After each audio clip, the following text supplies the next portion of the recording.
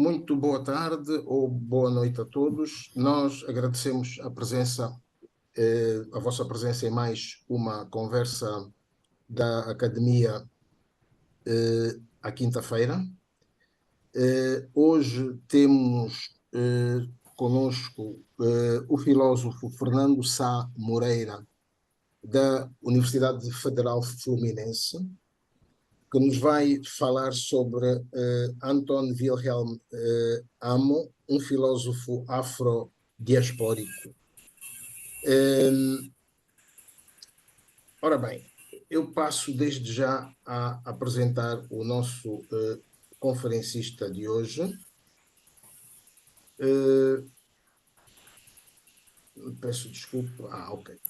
Fernando de Sá Moreira é doutor em filosofia pela Pontifícia Universidade Católica do Paraná, no Brasil. Tem um estágio doutoral na Technische Universität de Berlim, na Alemanha. É professor da Faculdade de Educação e também do programa de pós-graduação em Filosofia da da Universidade Federal Fluminense, como já disse no início.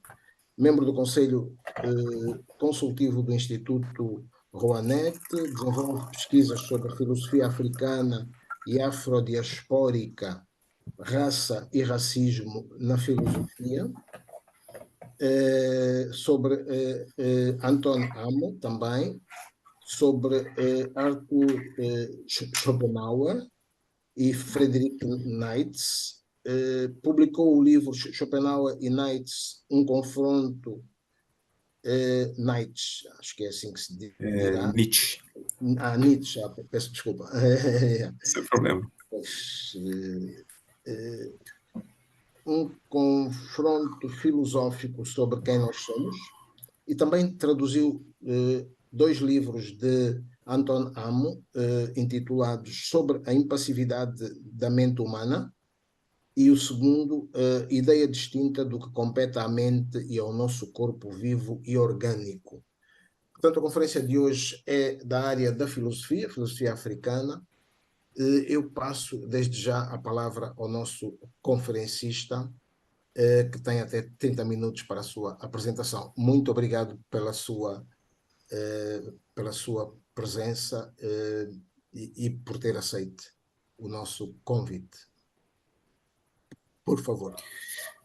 Obrigado. Tá ótimo. Muito obrigado, Paulo. Queria, antes de qualquer coisa, agradecer à Academia Angolana pelo convite. É um prazer poder partilhar esse momento com vocês. Acho que, para mim, é extremamente significativo poder fazer esse tipo de inter-relação entre Brasil e África num momento em que eu mesmo, tanto do ponto de vista teórico, de pesquisa, quanto do ponto de vista prático, pessoal, venho a pensar o que significa a minha própria brasilidade e a minha própria angolanidade também. Então, isso tem um gosto especial, por assim dizer, poder estar aqui com vocês. Vou tentar ser bastante breve na minha exposição e espero que a gente possa ter um diálogo produtivo depois dessa exposição, uma vez que eu planejei uma exposição bastante introdutória à história e ao pensamento desse filósofo muito peculiar do século XVIII, chamado Anton Wilhelm Amo. O nome Anton Wilhelm, obviamente, não é um nome africano típico, menos ainda no século XVIII, mas, na verdade, trata-se de um filósofo africano desde seu nascimento e desde a sua morte também, com uma passagem grande e muito peculiar pela Alemanha no século XVIII. Por isso, ele recebeu nessa passagem esse nome germânico, né, germanizado,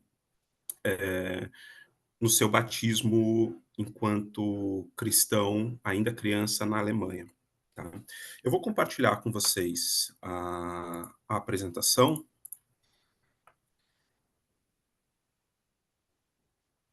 Uhum. E vamos lá. Espero.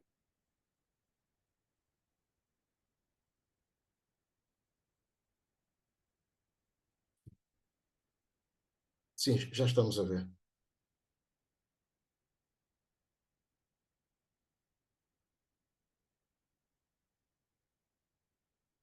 Estamos a ver, só que deixamos de o ouvir.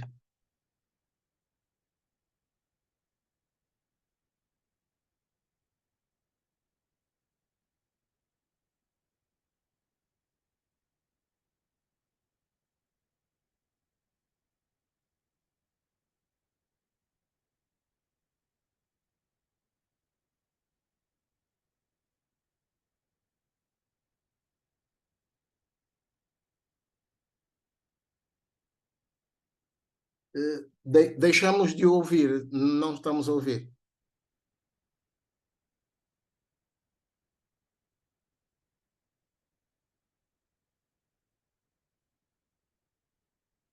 Ah, ok. Fechou. Uhum. Pode Agora ligar. sim, imagino Ah, que ok. deve estar me ouvindo já novamente, né? Sim, sim, penso. Ao compartilhar, o Zoom fechou o meu microfone e agora eu só poderia abri-lo novamente com autorização do anfitrião. Então, perfeito. A primeira coisa que a gente precisa saber a respeito do Amo é que ele nasceu aproximadamente em 1700, não existe uma data precisa a respeito do seu nascimento, os nossos primeiros documentos a respeito desse filósofo se dão já no contexto da Alemanha. Então a gente não sabe exatamente a data, ninguém se preocupou aparentemente em registrar a data exata do nascimento dele, e quando eu digo a data exata, sequer o ano de nascimento dele a gente tem uma informação precisa, mas alguma coisa por volta do ano de 1700, um pouco antes, um pouco depois. Quando vocês eventualmente pesquisem a respeito do Amo, vocês vão encontrar muitas pessoas dizendo datas bem diferentes, sobretudo da morte dele, mas o nascimento ainda é próximo ali, garantido que é próximo de 1700. Ele nasceu numa cidade chamada Axim, que hoje fica na costa de Gana. Na época, em 1700, os europeus chamavam aquela porção de terra de Costa do Ouro, e especificamente a cidade de Axim, entre outras cidades importantes da costa de Gana, estavam sobre uma espécie de domínio, sobretudo comercial, holandês. E é interessante porque, de alguma forma, essa localização do nascimento do Amo nos conecta a todos indiretamente. Eu digo indiretamente porque, embora o domínio europeu daquela costa, naquele momento, seja holandês, é uma região que tem uma longa história de comércio e de proximidades com Portugal. E então, o próprio forte em Axim, por exemplo, que é um monumento arquitetônico histórico importante, foi originalmente construído por portugueses e posteriormente reformado, ampliado e dominado pelos holandeses. O domínio holandês na região era até relativamente recente quando o Amo nasce, né? Os holandeses tomam a região em relação aos portugueses no contexto das guerras entre Portugal e Espanha, que vão se desenrolar tanto na África Ocidental, na região de Gana, quanto não só na região de Gana, mas também na região de Gana, em alguns territórios na Ásia, na região do Congo, Angola, e também no Nordeste do Brasil, na região Nordeste brasileira. Né? São regiões que várias delas estiveram sobre domínio holandês, por exemplo, o Nordeste brasileiro esteve, num determinado período do século XVII, sob domínio holandês, mas esse domínio holandês foi revertido na maior parte desses territórios, mas não na África Ocidental. Então, de alguma forma, há uma disputa que nos liga tanto Angola, quanto Brasil, quanto Gana, nesse período imediatamente anterior ao nascimento do Amo. Amo nasce em 1700, em Axim, e ele morre vai morrer ainda, vai morrer novamente no território africano, embora ele seja levado do território africano em um determinado momento da vida dele, ele retornará antes do seu final de vida, num momento desconhecido, provavelmente na cidade de Chama, uma cidade que também fica hoje no território de Gana,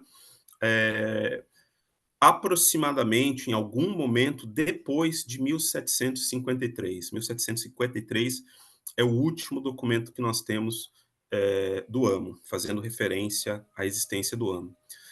Existe o túmulo do Amo na frente de um forte histórico também na cidade de Chama, que inclusive data uma suposta morte dele em 1795, se eu não me engano.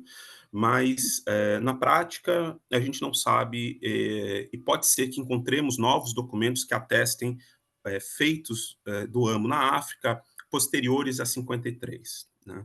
As datas de morte dele variam bastante, dependendo da consideração de cada pesquisador da sua história. A questão é que a história do Amo é tão cheia de buracos e tão cheia de ausência de documentos que, frequentemente, nós nos vemos em algumas enrascadas teóricas quando a gente tenta reconstruir tanto a história dele quanto o pensamento dele. E um pouco desses buracos vão aparecer aqui nessa fala com uma certa frequência. Eu separei essas imagens porque, de alguma forma, elas mostram alguns registros e algumas ausências de registro do Amo. Então, nessa imagem, embora eu deixei propositalmente uma coisa um pouco por cima da outra, sem uma organização muito grande, vocês vão encontrar algumas páginas do texto sobre a impassividade da mente humana, a folha de rosto do texto sobre a impassividade da mente humana, que o Amo publicou em latim na Alemanha em 1734. Ao lado, vocês vão encontrar um desenho até um pouco cartunesco do Amo, que foi feito por um artista brasileiro chamado Estevão Ribeiro, numa tentativa de criar uma imagem do Amo. Uma tentativa que, inclusive, eu gosto muito. Ao lado, uma placa de uma rua em que o Amo morou, na cidade de Iena. A gente vai falar sobre a cidade mais para frente.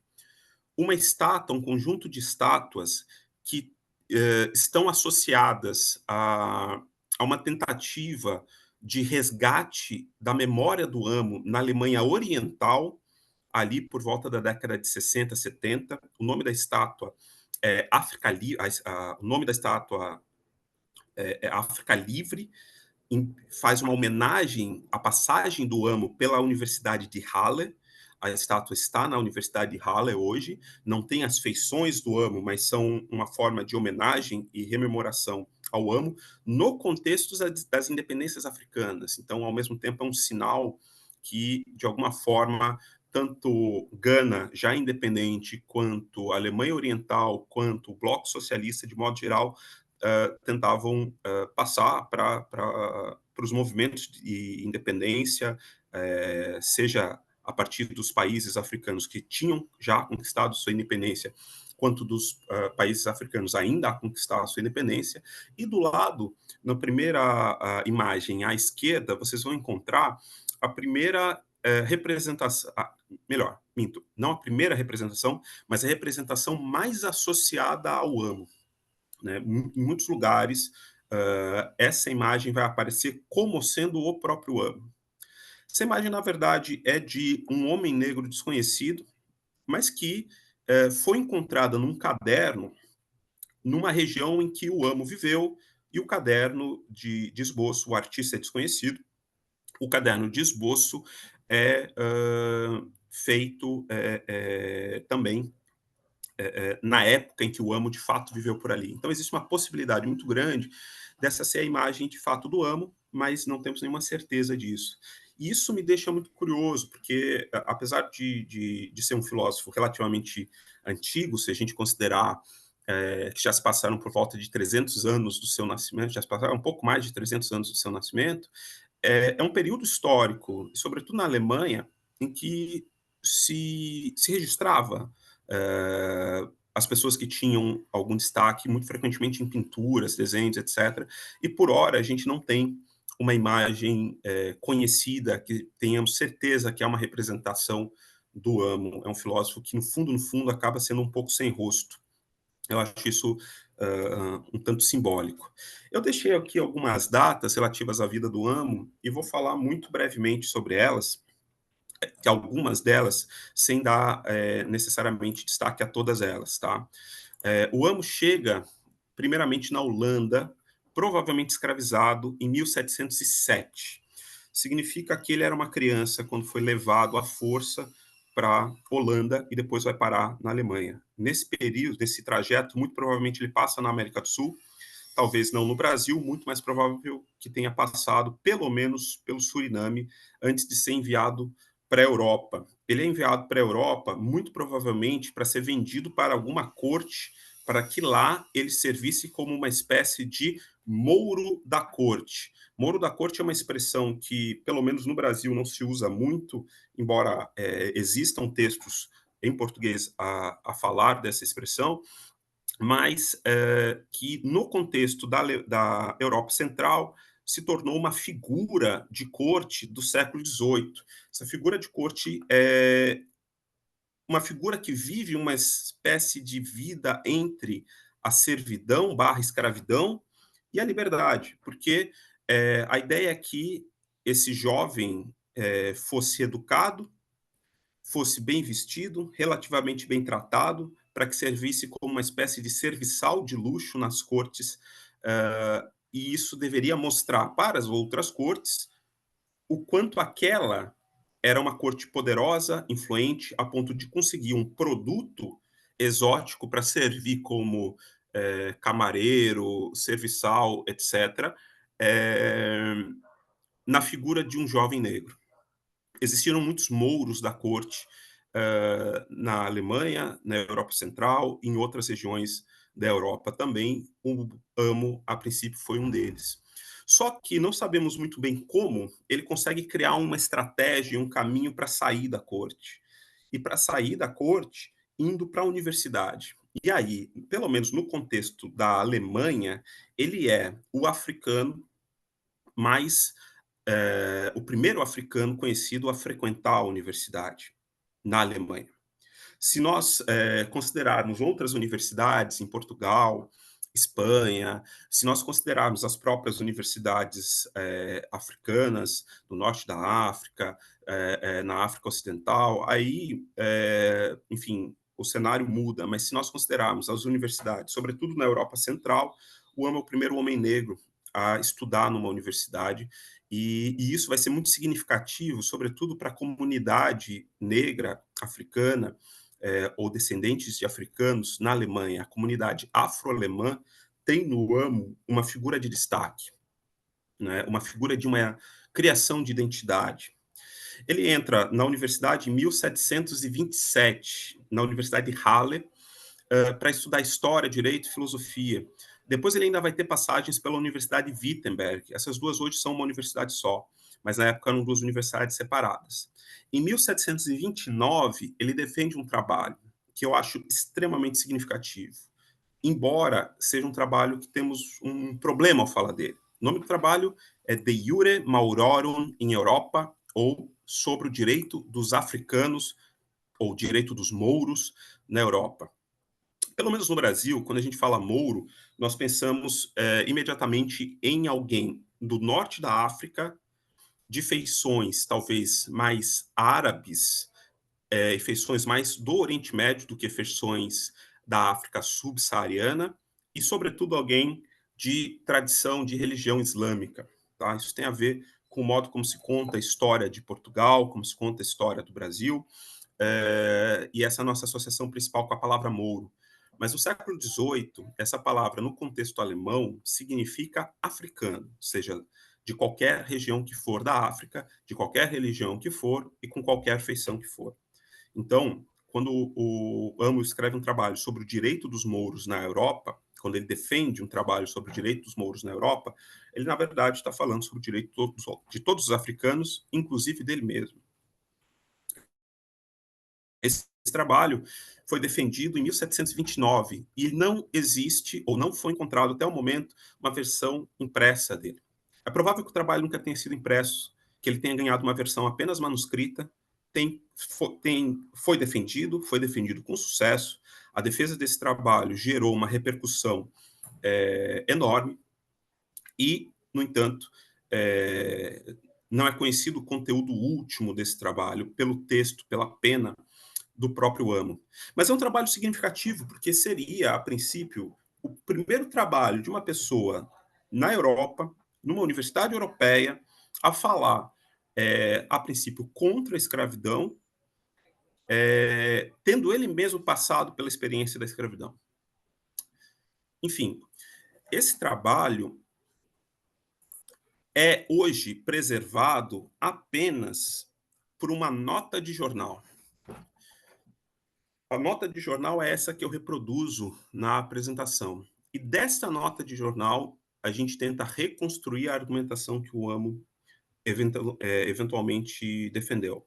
A gente tenta cruzar também, nós tentamos cruzar essa argumentação com outros textos que ele apresentou, e daí a gente tenta tirar o que seria a posição filosófica do Amo a respeito da escravidão. Eu vou ler rapidamente essa passagem porque eu acho ela bonita, eu acho ela interessante. Ela provavelmente foi escrita pelo orientador do Amo na ocasião.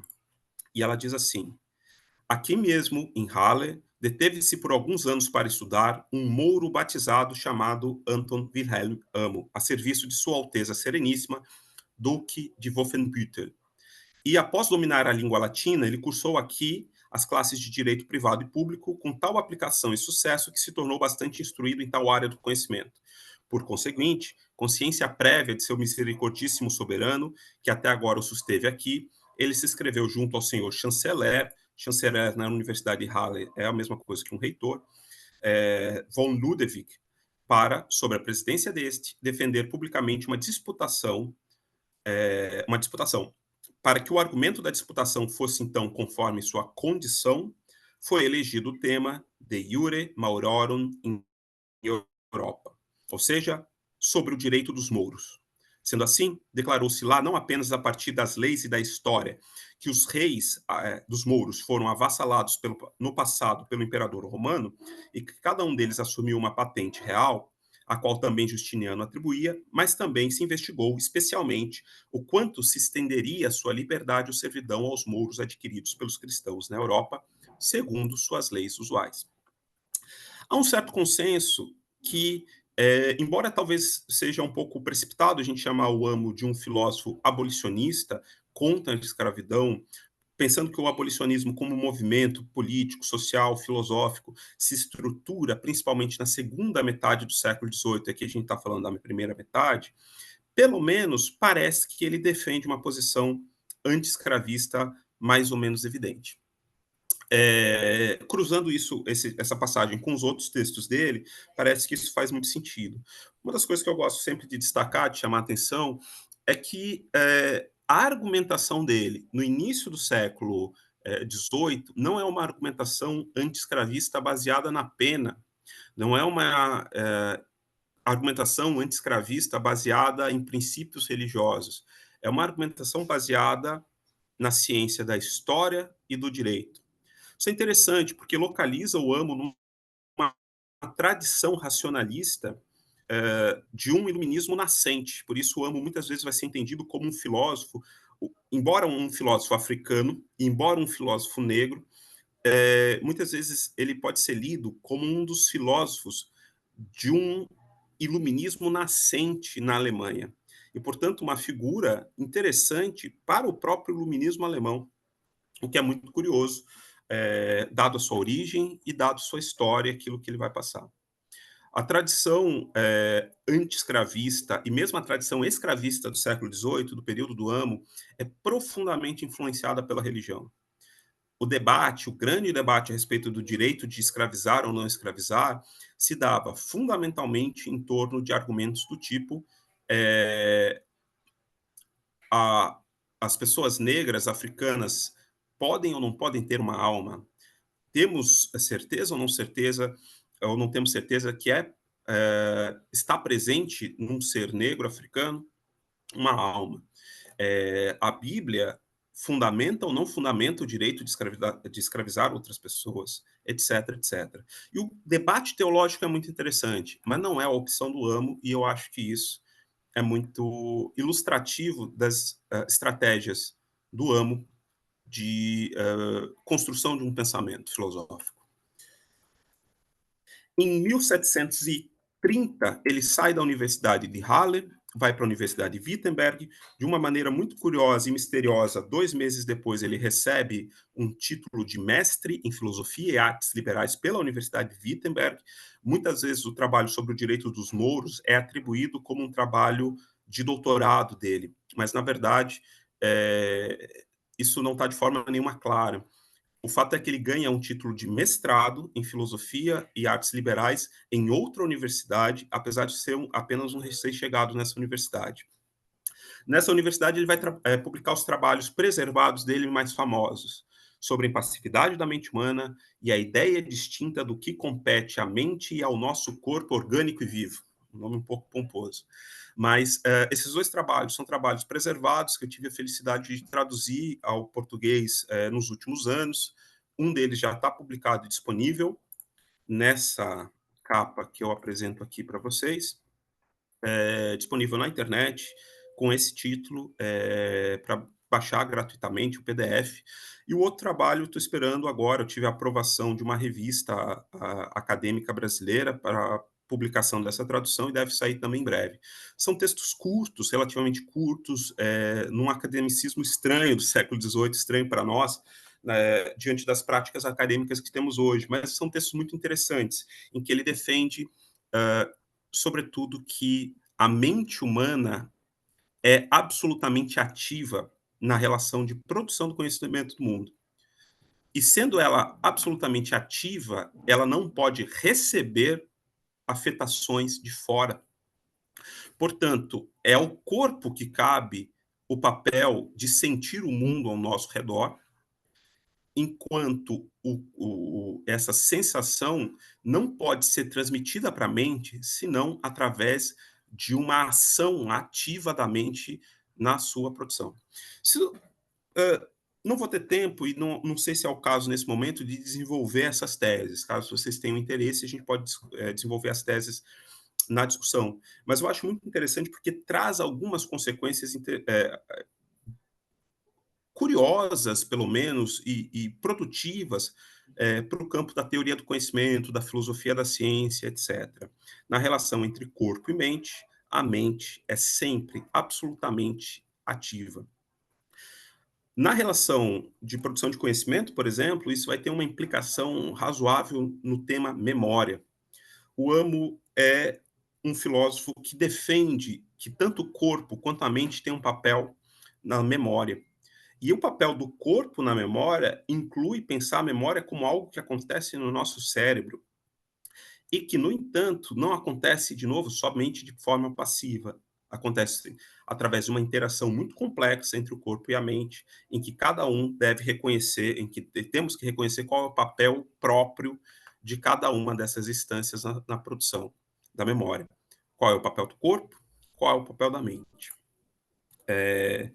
Eu trouxe aqui um texto que, se for do interesse, eu posso depois discutir com vocês a partir das perguntas, mas é o texto que sai publicado junto com o texto, com a obra sobre a impassividade da mente humana. É uma nota de saudação do reitor da universidade, atribuindo ao Amo um lugar especial, tanto como um excelente aluno, como um africano que produz conhecimento. E por que eu acho isso interessante? Porque é um século que, alguns anos depois, vai estar discutindo sobre a capacidade africana de pensar. Para além de ser um ser humano e ter alma, a capacidade de pensar, de produzir filosofia. E esse texto dá como um dado muito seguro, tranquilo e conhecido que os africanos sempre, em todos os tempos, pensaram e produziram filosofia. Produziram filosofia, letras, a intelectualidade africana, a engenhosidade africana como um dado atestado e reconhecido mesmo na Europa. Quer dizer, a gente está falando de um século, século XVIII, século do Amo, que vai sistematicamente tentar desconstruir essa ideia, mas que no início do século XVIII, pelo próprio reitor da Universidade de Halle, é colocado o Amo, ainda que seja sempre reconhecido como um estudante excelente, um ótimo pensador, não como uma exceção entre os africanos, mas talvez como a regra. Isso eu acho muito simbólico também e sempre me chama a atenção ao pensar e ao trabalhar com o Amo. Aqui a gente tem alguns outros textos ligados essa história, mas eu queria, já encaminhando o encerramento dessa minha primeira parte, dessa minha exposição oral, um texto relativo ao retorno dele à África. Ele passa pela Universidade de Halle, de Wittenberg e, posteriormente, pela Universidade de Jena, três universidades importantes na Alemanha. Ele se torna aluno em Halle e Wittenberg e professor em Halle, Wittenberg e Jena. Ele ainda publica um outro texto chamado Tratado do Sóbrio e Correto e Acurado Filosofar, né? A arte de filosofar com sobriedade e precisão. Eu acho muito interessante esse texto também, vou deixar ele um pouco de fora, mas um pouco depois de publicar esse texto, em 1738, o Amo vai se vendo cada vez mais como alvo do racismo, que está se tornando cada vez mais próprio da própria universidade europeia, e da sociedade europeia já havia, claro, obviamente, uma presença forte do racismo, mas também uma situação de instabilidade financeira, entre outras, né? E ele resolve, então, voltar à África. E ele consegue, junto à própria Companhia Holandesa das Índias Ocidentais, que é a instituição escravista que originalmente tinha levado ele para a Europa, consegue que essa companhia o repatrie gratuitamente por volta de 1746, quando ele tinha mais ou menos 40, um pouco menos de 50 anos, provavelmente. Ele permanece na África e o último registro dele se dá através de um diário de viagem de um jovem médico holandês que passa pela cidade de Axim e que registra o que está nesse momento na tela de vocês.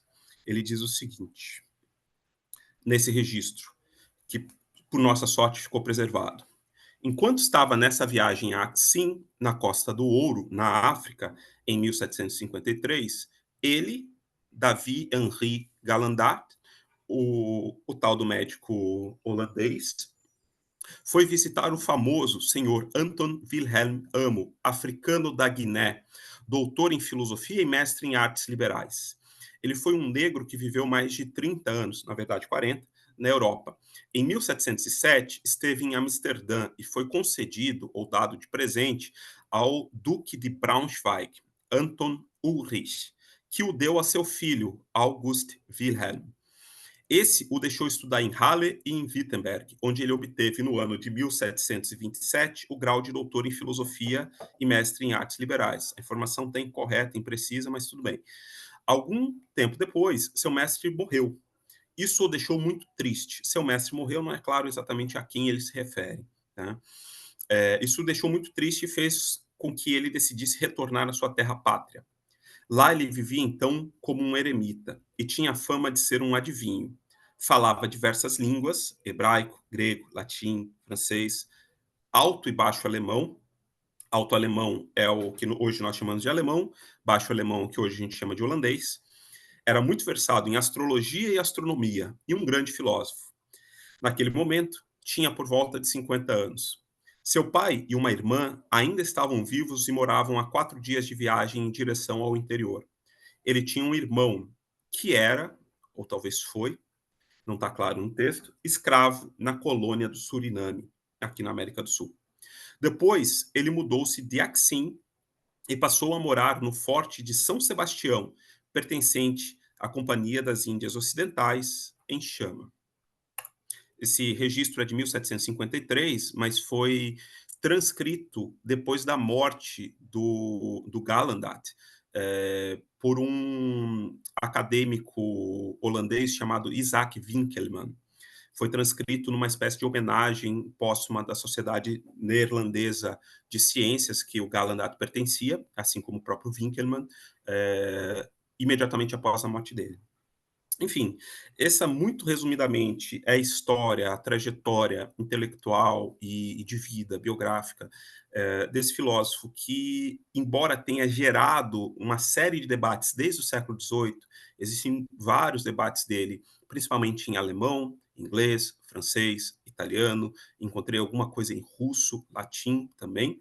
Ele, por algum motivo, nunca chegou, ou quase não chegou, em língua portuguesa.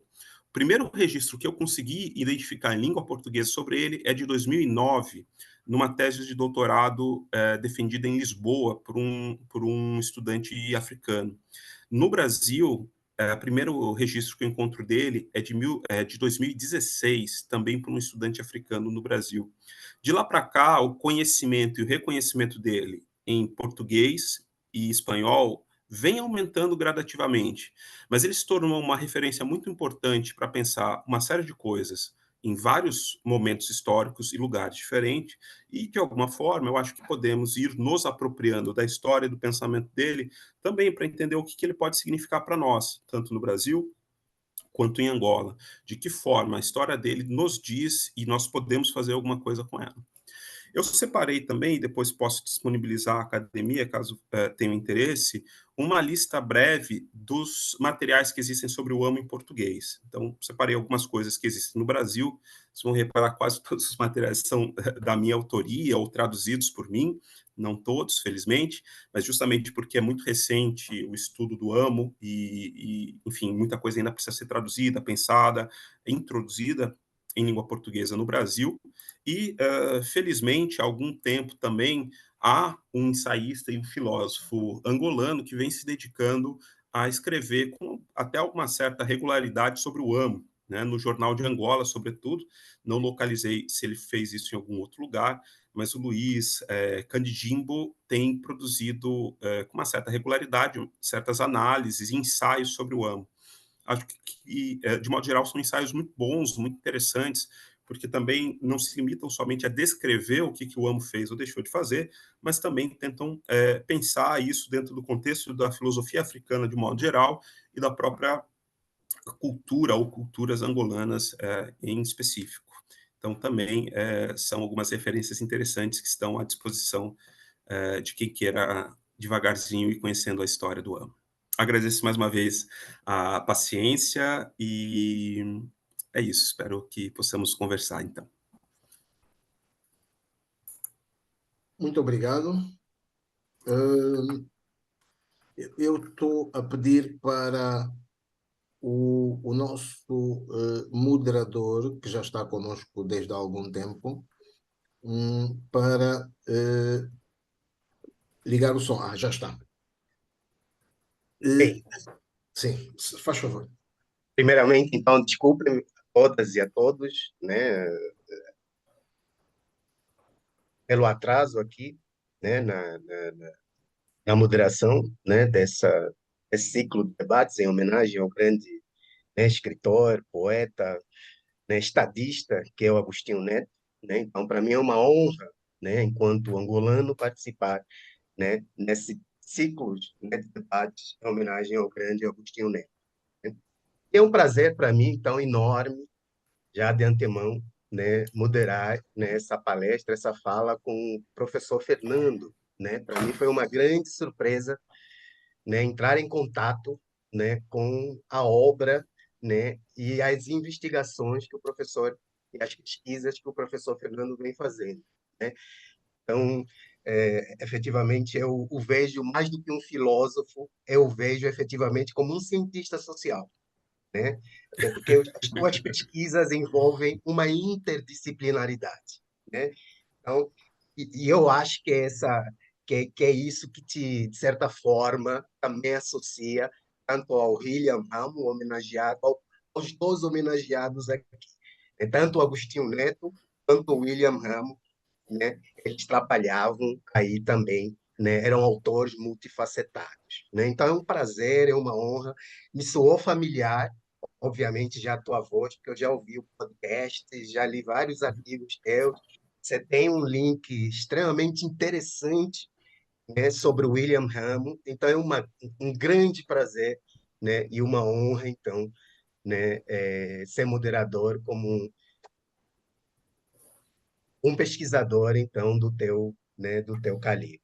Bem, então eu tenho algumas considerações a fazer, né? Como eu tenho o privilégio de ser o moderador, né? Tenho algumas considerações breves para fazer, obviamente, né? E depois eu vou abrir, né, para o debate, né? Eu acho que a tua pesquisa sobre o William Ramo, né, efetivamente, né, eles se enquadra nisso que a gente chama, né, na antropologia também como uma etnografia da memória, né? Enquadra nessa etnografia da memória cujos autores, né, cujos atores, atrizes, né, foram sendo invisibilizados, né, no bojo disso que alguns autores chamam de colonialidade, disso que alguns autores chamam do epistemicídio, né?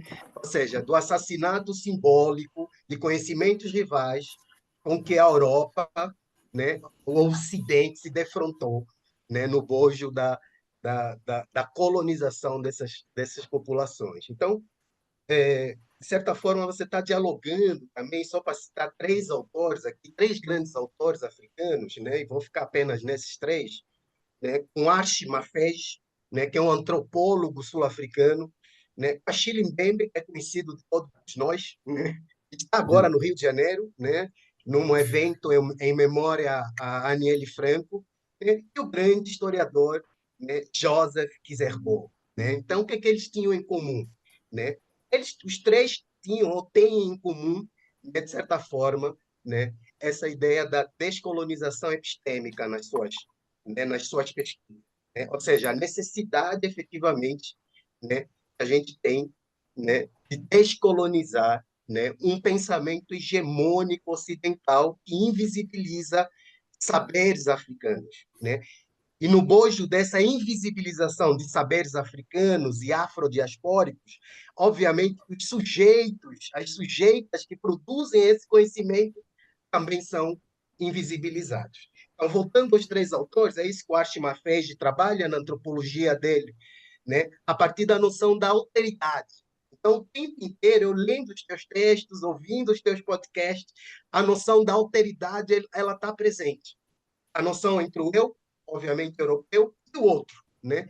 A noção do sujeito é a noção do objeto. É isso que o Archie Mafej trabalha naquilo que ele chama da antropologia dele, da ontologia combativa. Né? É isso que o Achille Mbembe trabalha na ideia da primeira escrita. É necessário a gente desconstruir essa ideia da primeira escrita. Né? E, fechando com Joseph Kizerbo, é essa dualidade, essa díade eterna entre o eu e o outro, né, que efetivamente traduz uma outra díade, né, que é entre o sujeito, efetivamente, e o objeto. Né? Então, há uma noção aí, efetivamente, de alteridade que está nas obras. Eu poderia ir além desses três, do Archie Mafej, do Achille Mbembe, obviamente, do Joseph Kizerbo, e esse pensamento está, né, a grosso modo, nas obras, né, desses três intelectuais e de outros, né, efetivamente, autores africanos. Do que eu estou falando? É necessário, então, de deslocar esse locus de enunciação eurocêntrico, né, que é efetivamente, né, produzir um verdadeiro epistemicídio, um verdadeiro assassinato simbólico de conhecimentos rivais com que foi se defrontando e automaticamente invisibilizou esses corpos, né, que produziram esses conhecimentos. Então, a gente está falando de uma geopolítica do conhecimento. Né? Então, a gente que está falando o tempo inteiro na tua obra e nas tuas pesquisas, efetivamente, é de uma geopolítica, né, do conhecimento. Então, é um grande prazer. Eu falaria aqui essa conversa, mas o meu papel aqui é de moderador. Né?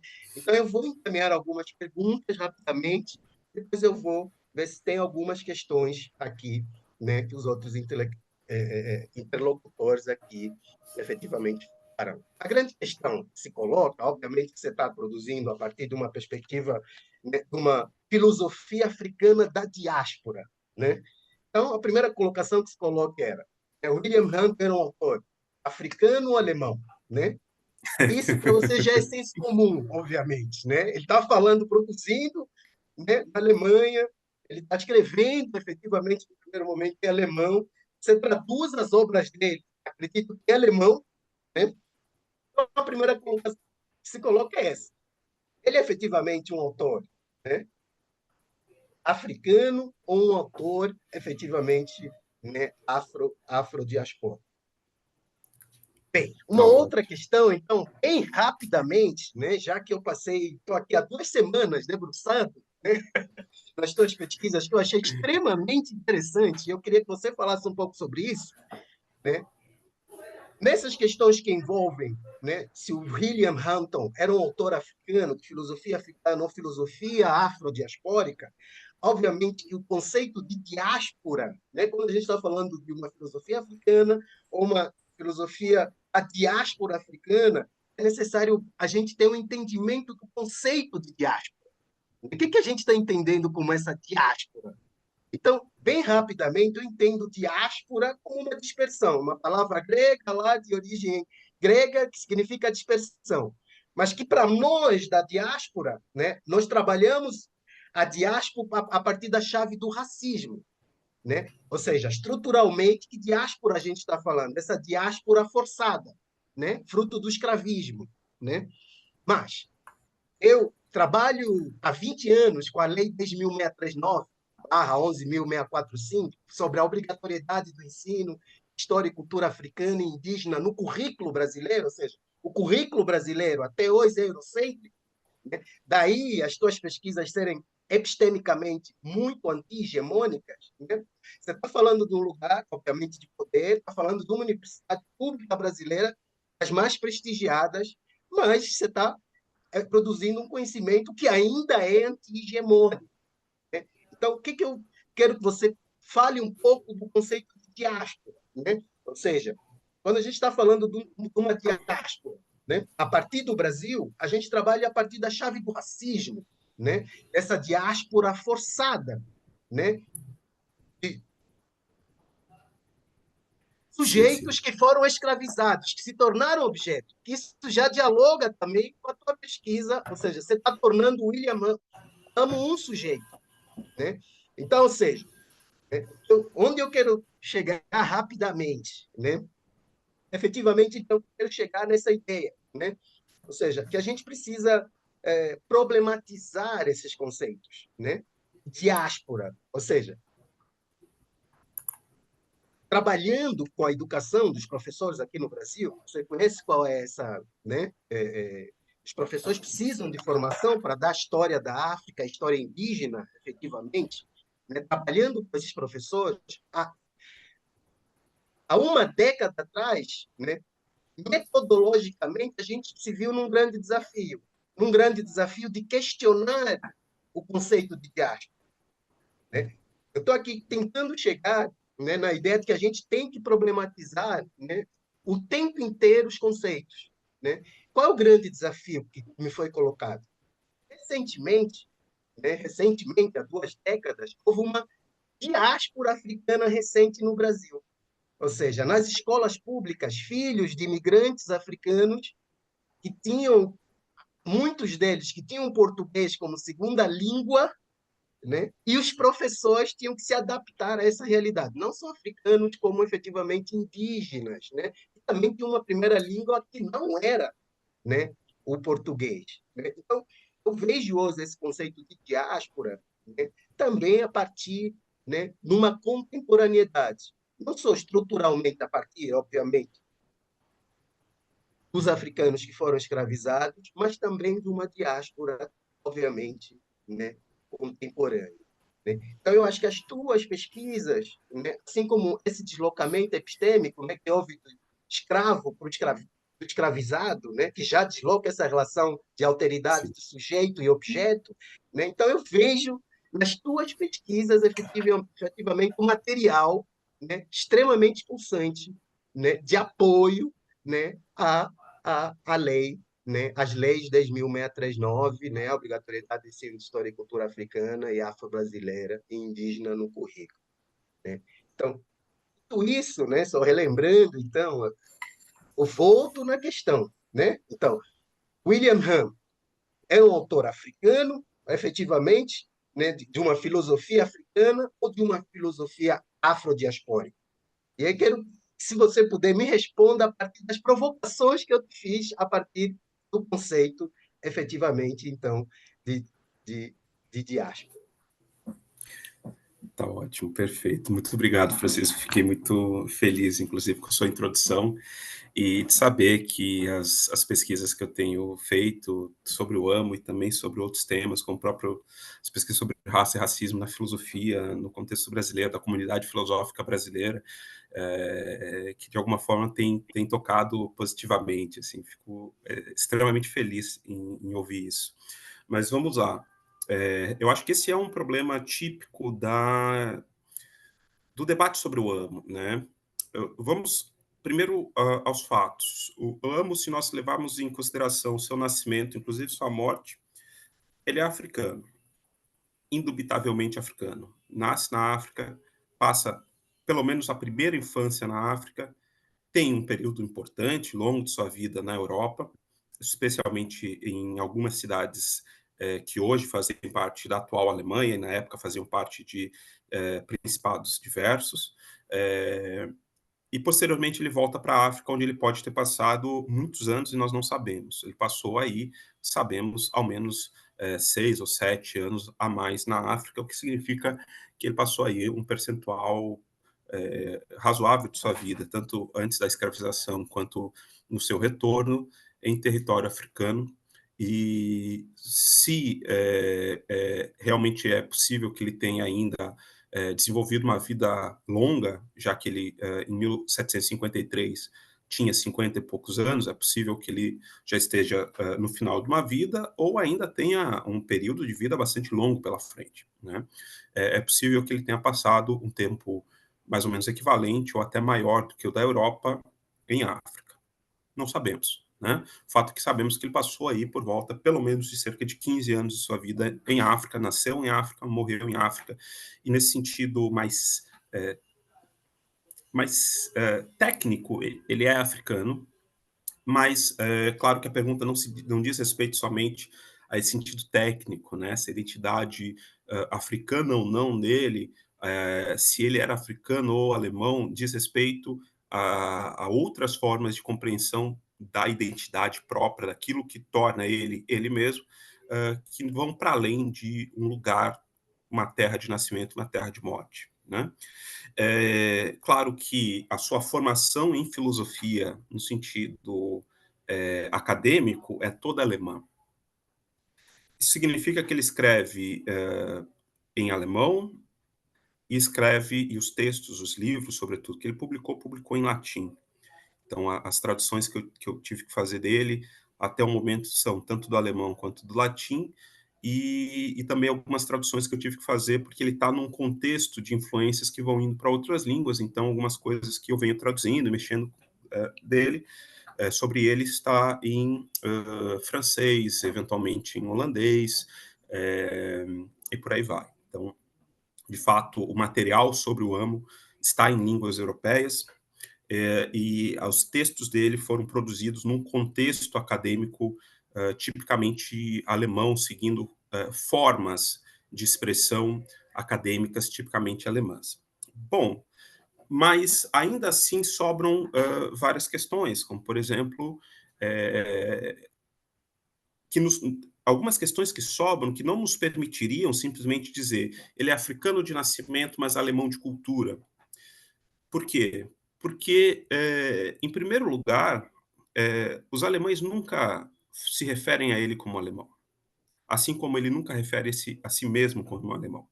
Então, pelo menos do ponto de vista pessoal, ele sempre retoma uma identidade africana. Uma identidade africana que nós podemos dizer, bom, mas é diferente da identidade de alguém que tenha nascido, crescido, vivido sua vida inteira em África, seja no século XVIII ou hoje. Talvez, mas justamente essa identidade africana não se perde. E acho que isso é significativo. Ao estar, mesmo na universidade, entre alemães, ele não está exatamente nas mesmas condições dos alemães. Isso é muito interessante. Ele passa por 3 grandes universidades alemãs. A primeira impressão que nós temos a esse respeito é, bom, e ele sempre é muito elogiado, tanto como aluno, como enquanto professor. os textos sobre ele sempre falam muito positivamente das suas qualidades intelectuais, da sua qualidade como profissional. Nós tendemos a pensar, bom, então significa que ele foi muito bem aceito e que a intelectualidade alemã estava muito bem receptiva a essa alteridade, a esse africano que lá chegou. Não exatamente, né? Ao mesmo tempo que alguns textos chegam a falar de uma expectativa que ele se torne muito rapidamente um professor universitário catedrático, ele passa por 3 universidades e volta à África por, de certa forma, nunca conseguir um lugar fixo. As condições de trabalho dele são sistematicamente condições de trabalho condições de trabalho temporárias, são condições de trabalho precárias em relação às condições de trabalho de um professor catedrático. Não acho que é por acaso que ele nunca consegue, apesar dos grandes elogios, uma cadeira fixa numa universidade. E isso é lamentável e, ao mesmo tempo, muito simbólico. Ele é retratado sistematicamente como um africano batizado ou, né, no termo da época, um mouro. E eu queria lembrar que o termo mouro tem um sentido negativo na cultura alemã, seja hoje, seja no passado.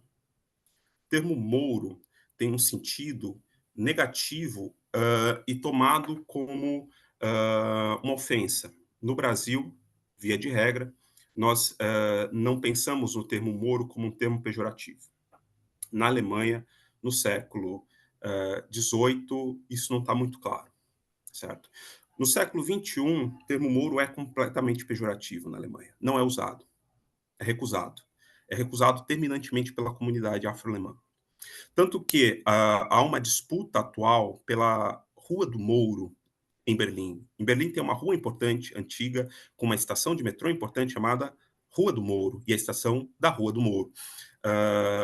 A comunidade afro-alemã reivindica que essa estação e a rua se tornem a Rua Anton Wilhelm Amo, Straße, né? A Rua Anton Wilhelm Amo, como uma homenagem e uma memória daquilo que vivem os afro-alemães e os africanos na Alemanha desde então.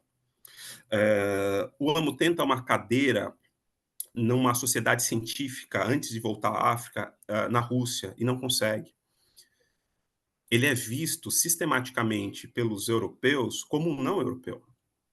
Ainda que a gente possa dizer que, bom, mas ele fala alemão, ele cresceu na Alemanha, ele conhece muito bem os hábitos europeus. De alguma forma, essa comunidade imaginada Europa não o aceita como tal. E ele mesmo não se descreve como tal. Quando ele é batizado, em 1708, ele é batizado como Anton Wilhelm. Ponto. E o nome Amo, que é um nome típico Nzema em Gana, ele preserva para si. Ele preserva o nome Amo e ele usa e assina o nome Amo todas as vezes em que ele tem que falar de si mesmo. E eu acho isso muito significativo a respeito de como ele entende a sua própria identidade. A sua assinatura típica era Antonius, em latim, Antonius Guilhelmus Amo Guinea Afer. Guinea Afer, um africano da Guiné, da região do Golfo da Guiné, na África Ocidental. Quer dizer, responder à pergunta se ele é africano ou alemão nos coloca uma série de questionamentos que não são simples de responder. Não são simples de responder. Frequentemente, em Gana, ele é referido como um intelectual ganês, portanto, como uma espécie de precursor antes da própria Gana se tornar um país com a estrutura, fronteiras atuais, como um país, como um intelectual que vai justamente permitir a construção de uma identidade ganesa, seja antes da independência ou depois da independência. Na Alemanha, pela comunidade afro-alemã, seja de pessoas associadas à Gana ou associadas a outros países africanos, o nome Amo serve como uma construção de uma identidade coletiva afro-alemã, portanto, afrodiaspórica, uma identidade coletiva de africanos de quaisquer origem em território alemão. Isso é muito interessante também. Então, de certa forma, eu gosto sempre de pensá-lo como um filósofo africano na diáspora, como ficou no título, ou como um filósofo afrodiaspórico, porque ele reivindicou a sua africanidade o tempo todo e, ao mesmo tempo, que africanos, seja no passado ou no presente, reivindicam a sua identidade africana o tempo todo. Mas, claro, que a gente não pode esquecer das suas experiências na Alemanha, na Europa, e como isso, de alguma forma, também o atravessa, não só por aquilo que ele aprendeu dentro da academia, mas também pelas experiências de racismo, escravização, luta pela sua própria dignidade que ele passa. E isso o constitui, de alguma forma, que não é simplesmente alemã, né? Então, podemos dizê-lo como um afro-alemão, um africano-alemão, um africano em diáspora, um afro-diaspórico. Eu gosto particularmente de pensá-lo como afro-diaspórico. E aí isso leva à segunda pergunta, do sentido da diáspora, né? Num sentido mais simplório, diáspora, né, é uma dispersão. E aí a diáspora africana existe desde que, basicamente, nossa espécie existe, né? A diáspora africana, tendo em vista que nossa própria espécie de origem africana, ela é o que vai permitir que existam seres humanos em outros lugares para fora da África também. Mas a diáspora a que nós acabamos por nos referir, em geral, quando falamos do Amo como um filósofo diaspórico, afrodiaspórico, está ligado à diáspora moderna, a diáspora a partir dos séculos XV, XVI em diante, no caso do Amo, no século XVIII. E essa diáspora está extremamente conectada com a crescente racialização dos africanos, a crescente inferiorização dos africanos e o racismo nas suas mais diversas formas, como vão acontecer nos territórios onde os africanos em diáspora vão estar a partir de então. E essa é uma experiência extremamente dolorosa, extremamente difícil, mas que, ao mesmo tempo, nos coloca diante de alguns dilemas que precisamos superar. Veja, a noção de diáspora, de fato, tem como uma das suas chaves muito fortes a experiência do racismo. Certa ocasião, eu tive a oportunidade de estar na República Tcheca e pude, sem saber que isso existia e que era dessa forma, ao passear pela República Tcheca, presenciar muitos africanos migrantes sendo explorados como pessoas a convidar para as casas de prostituição, com uma roupa característica, uma espécie de fraque, cartola, coloridos, etc., muito esquisito. E, esse convite à prostituição, dentro dessa lógica de um turismo sexual muito perverso que existe na República Tcheca, me chamou muita atenção porque eu não esperava ver essa experiência. Mas uma experiência que eu vivi, muito curiosa, era, ao mesmo tempo, ao conversar com alguns desses africanos, sentir laços de identidade com ele. Veja, nós estávamos num território europeu, eu sendo nacional brasileiro, estando lá para estudar, e no caso específico da Tchequia, a passeio, ele numa outra condição social muito adversa, e ainda assim nós nos sentíamos conectados. Isso, e ele de várias origens, que não tem a ver com as minhas próprias origens africanas, necessariamente.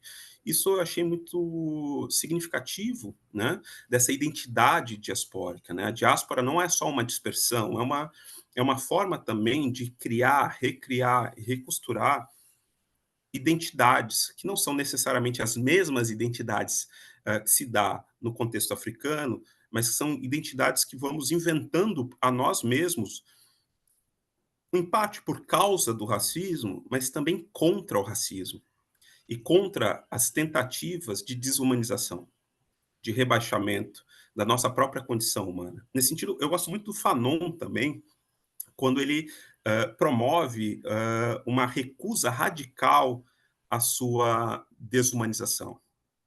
Isso eu acho muito bonito, muito interessante.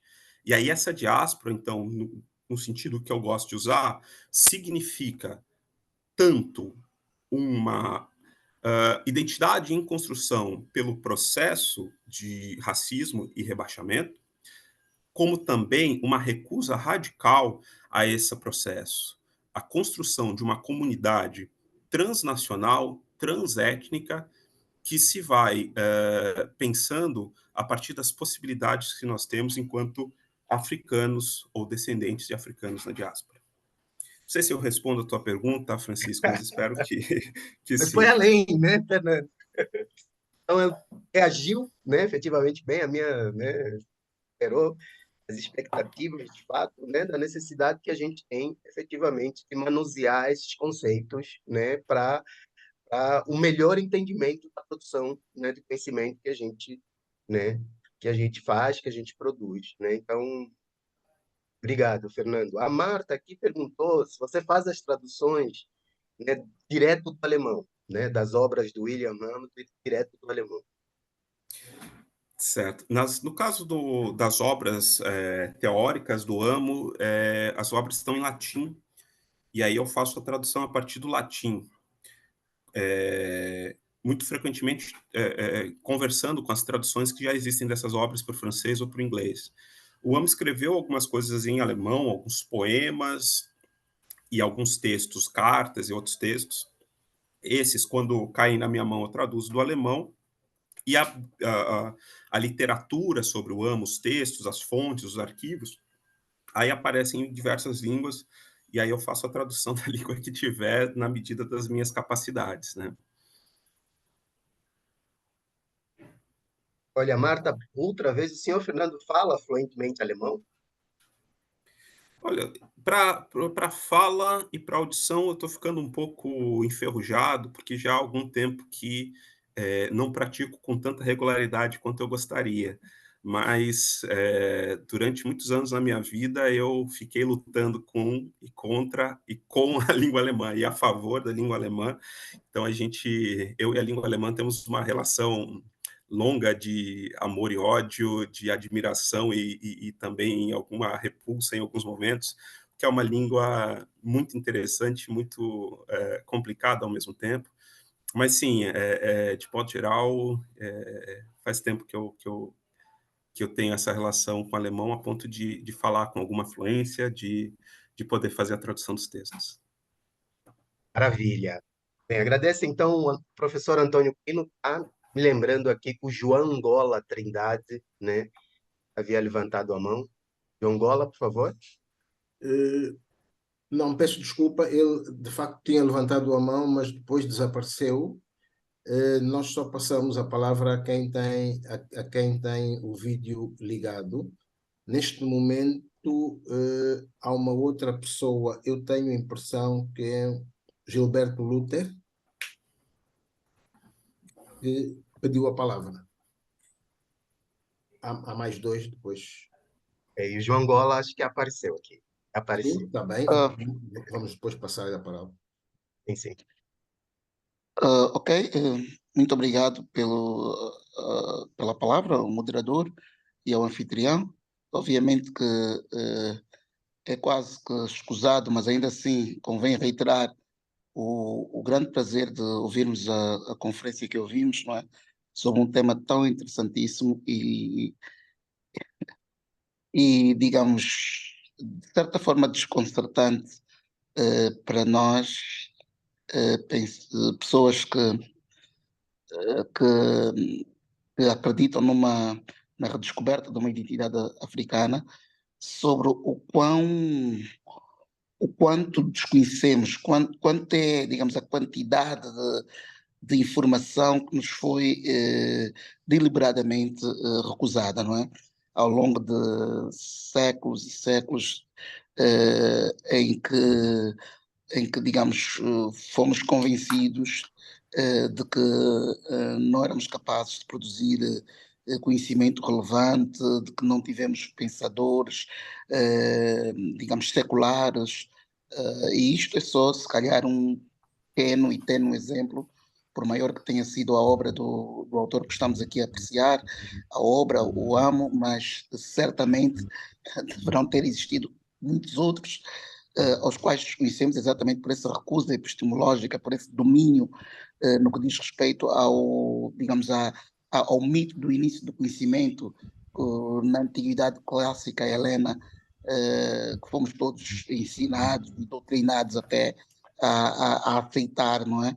E que vamos repetindo, digamos, quase que automaticamente, inconscientemente, às novas gerações, incluindo aos nossos próprios familiares, para além de nós mesmos. E isso nos leva para trás de uma forma, ou digamos, é um entrave à nossa afirmação, de uma forma, eu diria que e hoje mais do que nunca se parece insustentável, considerando os desafios que nós temos, digamos, na assunção da África e na recusa constante de nós vermos no cenário mundial do relevo que se dá à África, não é? Continuamos a ser os parentes pobres, não só ao nível económico, ao nível social, mas até a este nível mais recôndito, mais íntimo, como é o íntimo, como é o nível, digamos, intelectual e até mesmo do conhecimento.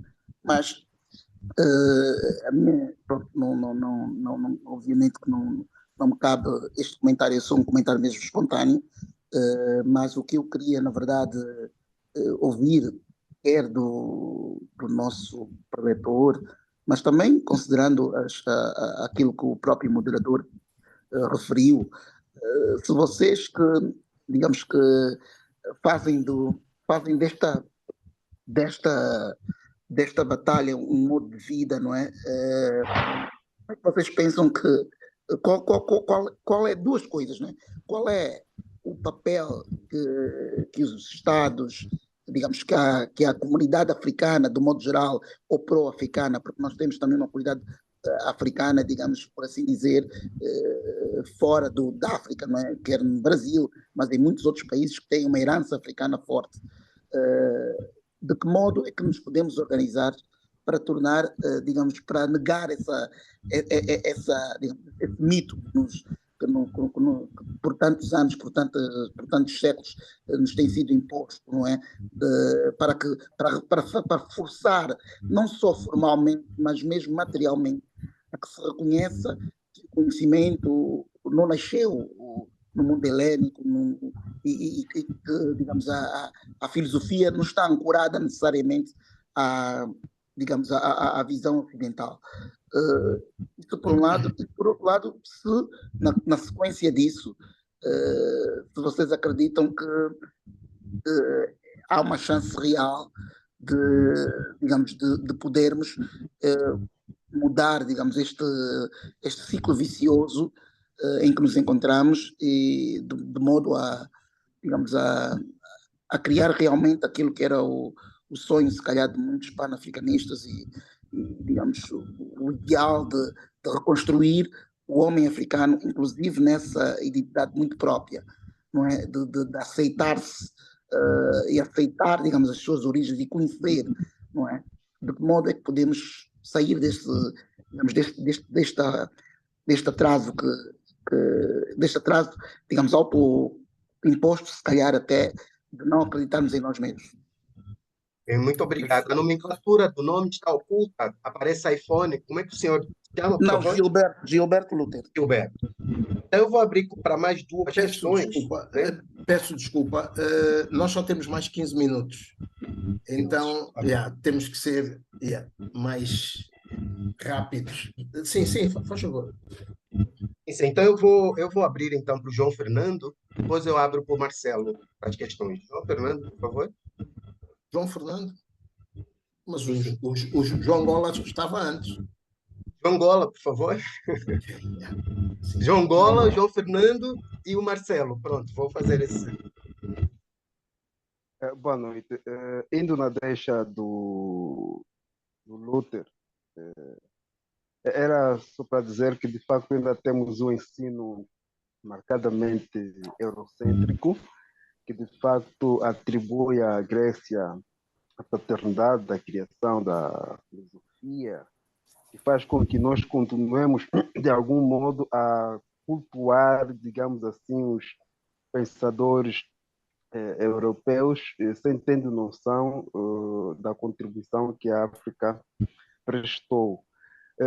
Neste sentido, eu queria saber, dado o tema que foi abordado pelo professor, se a obra do Amo, digamos assim, chegou às mãos do Hegel.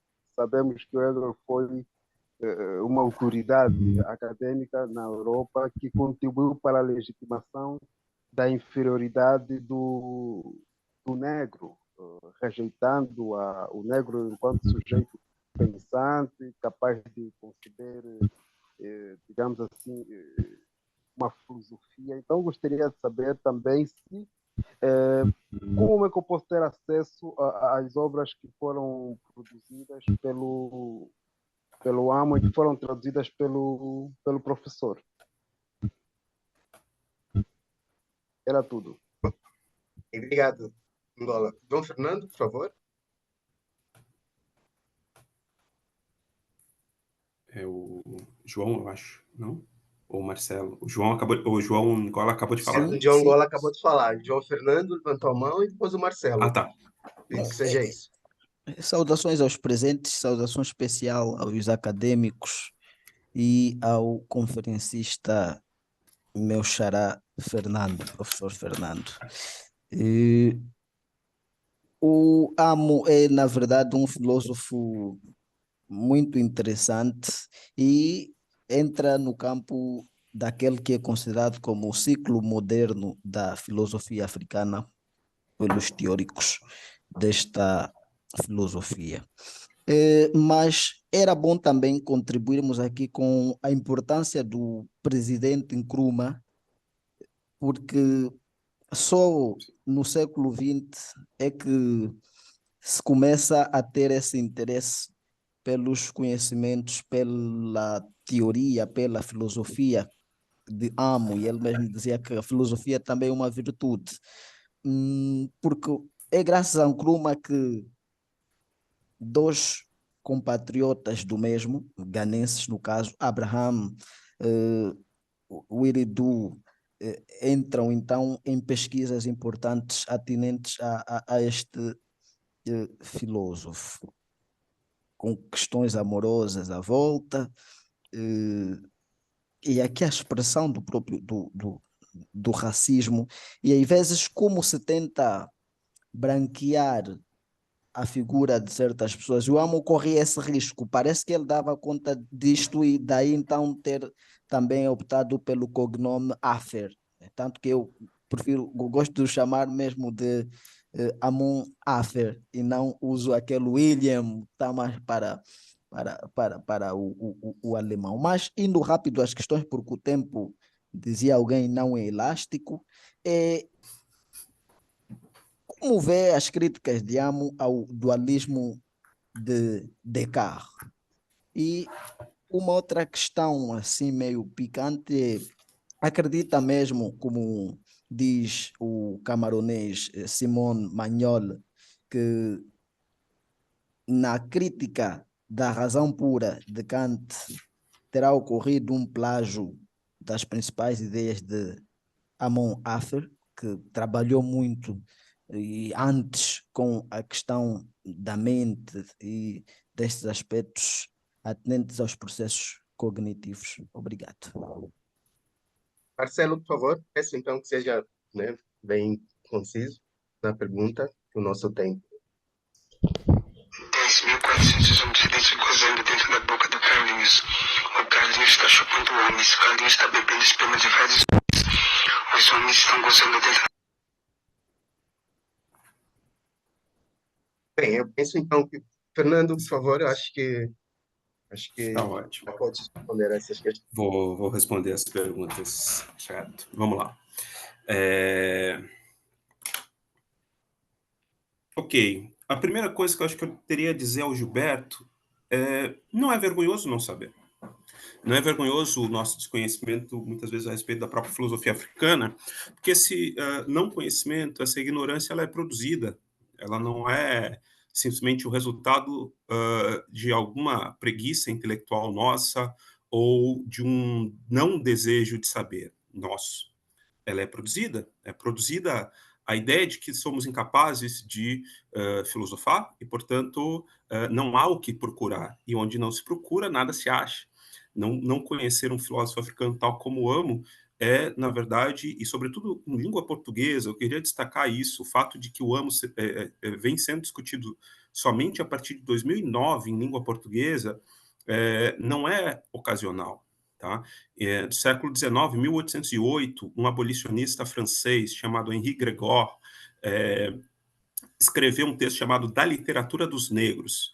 Ele defendia a ilegalidade da escravidão e tentava contrapor, em 1808, a ideia de que os africanos eram incapazes de produzir ciências, artes, letras, etc. E ele reúne relatos de africanos intelectuais em muitos tempos históricos e lugares diferentes. Na introdução do livro ele diz: infelizmente não consegui relatos em língua portuguesa e espanhola. Deve haver muitos intelectuais negros importantes nessas línguas, mas as minhas redes, infelizmente, não chegaram lá. E é interessante porque ele tinha redes intelectuais, por exemplo, no Brasil. Ele se correspondia com brasileiros. Ele provavelmente solicitou aos brasileiros, intelectuais brasileiros, relatos de intelectuais negros. E, de repente, não os recebeu. Quer dizer, sobretudo na língua portuguesa, uma produção da ignorância. E essa produção da ignorância é uma produção ativa. Por isso não é vergonha nenhuma não saber. Pelo contrário, mas também é um nosso papel fazer aquilo que Rutundi dizia a respeito dos conhecimentos produzidos sobre a África. Na medida em que somos africanos e africanos na diáspora, cabe também nos apropriarmos daquilo que foi dito sobre nós e produzirmos aquilo que nós queremos dizer a respeito de nós mesmos, né? Então, acho que tem aí uma tarefa. Eu acho que há um papel importante dos estados e das organizações supraestatais nesse processo. A história da África da Unesco, por exemplo, é um produto de intelectuais africanos fantástico, extremamente acessível. O próprio Kizerbo estava envolvido nesse projeto e que trouxe a possibilidade de uma discussão, inclusive em língua portuguesa, a respeito da nossa história, significativa. Né? A Lei 10.639, de 2003, é uma lei que aqui no Brasil obriga as instituições de ensino a debater, apresentar, discutir a história da África e dos afro-brasileiros, é importantíssima. Veja, ela, por mais simples que seja, quando a gente pega o texto da lei, ela é muito curtinho, ele é extremamente curto. Ela criou um ambiente de discussão fundamental para que hoje, por exemplo, no Brasil, se esteja falando, ainda de forma pequena e mais crescente, de uma filosofia africana. Então, instituições como a própria Academia Angolana, os governos, as instituições de ensino têm um papel ativo na construção de um outro futuro em relação à nossa própria percepção de nós mesmos e da nossa intelectualidade. Sobre Hegel conhecer ou não Amo, eu não consegui encontrar até o momento nenhum registro que de fato ele tenha sabido da história do Amo. Ao longo do século XVIII, na Alemanha, em alemão, se fala do Amo com uma certa frequência, aparece o nome dele em uma série de publicações, só que ao longo do século XVIII esse nome vai desaparecendo, vai literalmente desaparecendo. Tem até um livro que eu acho muito interessante, que é sobre a história da Universidade de Halle, e ele tem 3 edições no século XVIII. A primeira edição, se não me engano, é de 1750. O Amo aparece lá como uma figura importante que passou pela universidade e o nome dele é mencionado como alguém que, de alguma forma, engrandece a existência da universidade. Na segunda edição, que é de 55, muito próxima da primeira, portanto, a menção ao Amo continua inalterada. A edição é ampliada e ali permanece o nome dele. A terceira edição, que é da década de 70, 80 do século XVIII, quer dizer, 1780, 1770, essa terceira edição ela é ampliada mais uma vez, só que ela omite o nome do amo. Eu acho essa omissão muito significativa. No século XIX, portanto, no tempo do Hegel, há textos em alemão falando do amo, mas eles já são muito mais raros e muito mais inacessíveis. O século XIX debate o amo em francês e em inglês, sobretudo. O amo aparece entre os abolicionistas na Inglaterra e nos Estados Unidos com muita força. Entre os abolicionistas brasileiros não aparece, por exemplo, mas em língua inglesa aparece. É possível, é plenamente possível que o Hegel tenha conhecido a história do amo e não só do amo. Há uma literatura acessível no século XIX sobre intelectualidades africanas. Intelectualidades africanas, inclusive em contexto europeu. Mas eu realmente não conheço se ele, de fato, chegou a ter contato com esse material. É possível. Para ter acesso às obras do amo que estão em português, eu posso indicar uma página que eu mesmo venho mantendo, chamada justamente amoafer, AMOAFER.wordpress.com. Se vocês digitarem no Google mesmo, amoafer, ou digitarem no Google sobre a impassividade da mente humana, o texto que eu traduzi está ali disponibilizado. A página está desatualizada, infelizmente, há alguns anos eu não consigo manter ali as novas descobertas e pesquisas que eu venho fazendo, mas existe esse material à disposição de qualquer um que queira acessar textos do amo em língua portuguesa, saber referência também em outras línguas.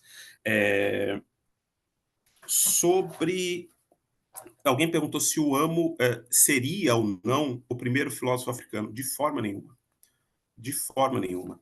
Há uma história da filosofia africana que vai para muito antes da própria história da filosofia grega, por exemplo. Isso não é, de forma alguma, tentar diminuir a importância, o lugar da Grécia, mas é entender que a história da filosofia africana é milenar, e há um conjunto enorme de textos, e não só de textos, de tradições orais que podem fazer com que nós reconstruamos essa história milenar da filosofia africana. E por último, e por isso, inclusive, foi comentado que o amo, que o Nkrumah, né, o primeiro presidente de Gana, e também um filósofo com produção própria, é o responsável no século XX pela retomada do amo, né? Isso é muito verdadeiro, mas ao mesmo tempo não completamente verdadeiro. O amo aparece e reaparece em várias tradições, em várias línguas ao longo do século XVIII, XIX, 20. O Nkrumah tem um papel fundamental, inclusive para poder se pensar o amo em contexto africano, sobretudo pensando em Gana, mas também num contexto pan-africano, como era o próprio desejo do Nkrumah. Então, de fato, a gente tem ali o Nkrumah como uma figura extremamente importante. A estátua África Livre que eu mencionei antes não existiria se não fosse a intervenção do Nkrumah e a cobrança do próprio Nkrumah em relação à Alemanha Oriental de que fossem preservados, traduzidos, republicados os textos do amo, tal como foram na metade do século XX por um ativismo do Nkrumah. E com relação ao possível plágio do Kant, eu sinceramente não acho que seja o caso. Eu li uma vez essa tese, eu acho que ela é um pouco exagerada, por mais que eu tenha meus problemas com Kant, muitos problemas, e as minhas diferenças em relação a ele, eu acho que não se trata exatamente de um plágio, mas isso não nos impede de reconhecer o papel intelectual profundo do amo no século XVIII a discutir de que modo nós ativamente produzimos no nosso conhecimento o mundo que nós conhecemos. Em termos muito gerais, isso, de fato, casa e se aproxima de certas ideias do Kant, que vai apresentá-las aí 50 anos depois do amo. Mas é um ambiente intelectual que está discutindo esse tipo de problema, e o amo está tentando dar algumas soluções para esse tipo de problema. Eu acho que as soluções do Kant são um pouco diferentes. Então, não sei se o Kant também não conseguiu encontrar nenhuma prova que ele tenha tido acesso aos textos do amo. É possível, e talvez mais provável do que o próprio Hegel, que o Kant tenha tido algum acesso, pelo menos à história da existência do amo. mas a ponto de que a sua filosofia tenha, de fato, plagiado o Amo, acho que não é tanto. O Amo tem uma dinâmica intelectual própria, bastante viva, e o Kant tem uma outra dinâmica. Em relação ao Descartes, é interessante, porque o Amo é tanto crítico quanto um admirador de Descartes. Descartes é uma das referências intelectuais do Amo, mas, ao mesmo tempo, frequentemente o Amo usa o Descartes contra ele mesmo. E isso é muito interessante, porque parece ser uma estratégia que o Amo vai usar muitas vezes, e que africanos em diáspora usam muitas vezes, que usar da estrutura que, às vezes, inclusive, nos oprime, contra, a partir da identificação das suas brechas, das suas margens, contra essa estrutura, né? Então, quando a gente lê o Amo falando sobre a ilegalidade, imoralidade da escravidão negra, o que ele usa como ferramenta é a história das relações entre África e Europa a partir do contexto do Império Romano. E as leis do Império Romano e as leis, na época o Amo vivia, no Sacro Império Romano Germânico. E, portanto, uma estrutura política que se inspirava no direito romano, né? Os alemães, no período, se entendiam quase como herdeiros de Roma nessa estrutura, né? Fundamentalmente como herdeiros de Roma.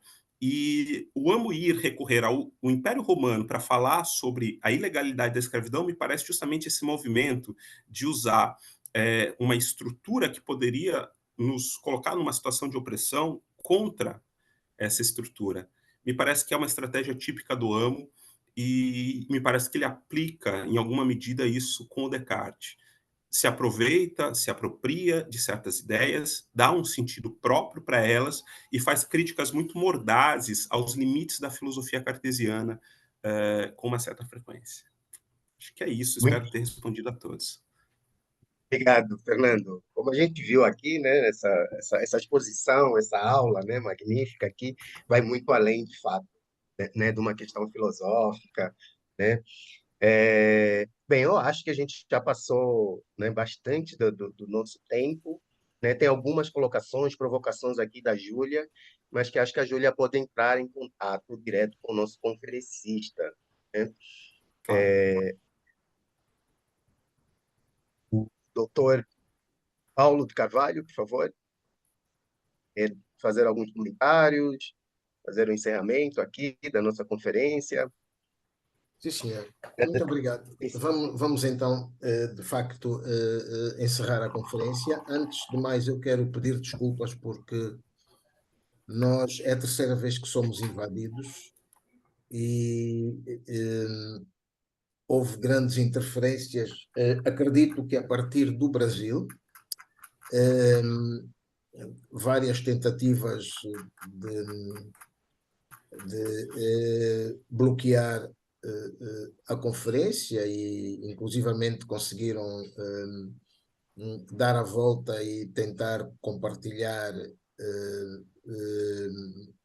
fotos pornográficas, inclusivamente, e depois de termos conseguido bloquear tudo isso, há uma pessoa que ainda tentou intervir, mas que, pronto, vimos que, de facto... bom, eu já estava de sobreaviso e estava à espera para verificar se a pessoa falaria mesmo ou não, e pronto. Mas pronto, foram feitas as devidas participações à aplicação. Pronto, não, infelizmente estamos sujeitos a isto, e quando falamos de África e dos africanos, sobretudo em países como o Brasil, há reações deste género, deste tipo, por parte de indivíduos que, enfim, estão mais preocupados com as discriminações e com os rótulos do que com aquilo que nós queremos, que é a produção de conhecimento. Então, vamos agradecer a presença do nosso conferencista desta semana, o Dr. Fernando de Sá Moreira.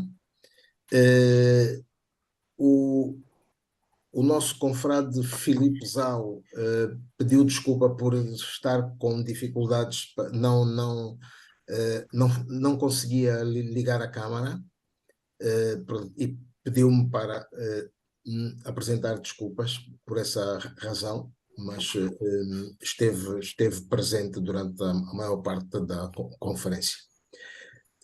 Então, muito obrigado. Nós vamos anunciar a conferência da próxima semana. Na próxima semana, ainda em saudação ao 101º aniversário de Agostinho Neto, do nascimento de Agostinho Neto, nós teremos o professor José Salles, que nos vai falar sobre o Egito faraónico e a África Negra, portanto, no quadro ainda das celebrações do centenário de Agostinho Neto. Nós trazemos estes dois temas que nos aproximam ainda mais de África, portanto, a nós angolanos. Muito obrigado ao nosso conferencista, muito obrigado ao nosso moderador, o Dr. Sandro Vieira, também pela presença. Na próxima semana vamos tê-lo mais uma vez aqui a moderar a próxima conversa da Academia, à quinta-feira. Muito obrigado a cada uma e a cada um dos presentes. Até a próxima quinta-feira. Muito obrigado.